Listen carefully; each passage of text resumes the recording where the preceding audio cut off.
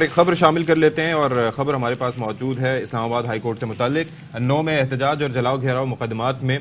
Chairman P T I کی ضمانت کی درخواستوں پر محفوظ فیصلہ آج 12:30 بجے سنایا جائے گا اور یہ اسلام آباد ہائی کورٹ کی جانب سے سنایا جائے گا اور حسین احمد چودھری صاحب ہمیں مزید تفصیلات دیں گے۔ ٹھیک ہے حسین احمد چودھری ذرا بتائیے گا یہ 9 درخواستیں ہیں اور فیصلہ کس پہ محفوظ ہوا اور 12 بجے سنایا جائے گا؟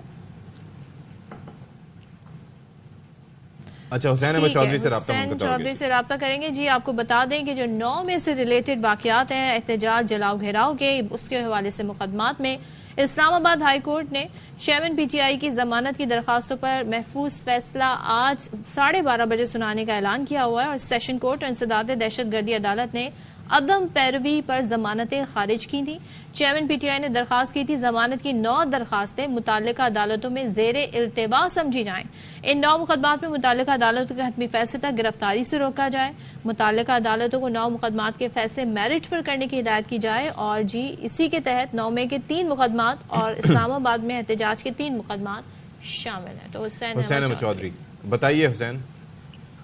جی دیکھیں، یہ 9 مئی کے واقعات سے متعلق یہ ٹوٹل 9 درخواستیں ضمانت تھیں جو کہ 6 سیشن کورٹ میں تھیں اور 3 اے ٹی سی میں تھیں اور یہ 9 درخواستیں عدم پیروی پر خارج کر دی گئی تھیں۔ ایڈیشنل سیشن جج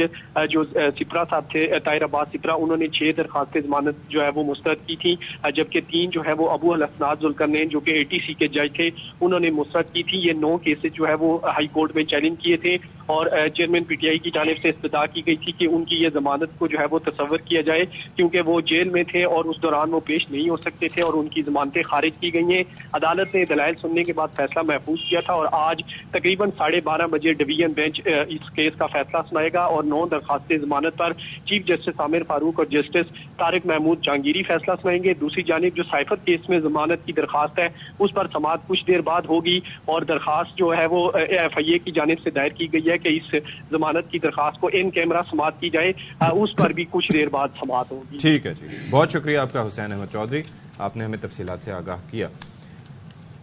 اچھا جی۔